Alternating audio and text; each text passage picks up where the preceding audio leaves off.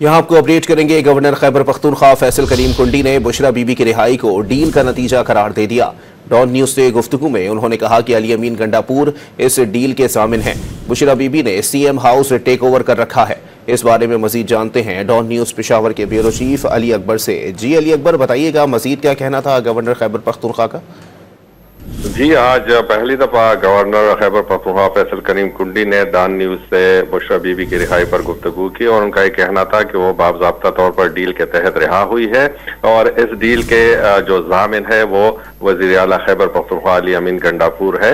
और फैसल करीम कुंडी ने ये भी कहा कि डील के तहत जो है अब पीटीआई खैबर पख्तूनख्वा तक महदूद रहेगी, जलसे जुलूस यहाँ पर करेगी। उसका ये भी कहना था कि बुशरा बीबी केपी सियासत के लिए आई है, बाड़ा या कारखानों मार्केट जो है देखने नहीं आई है।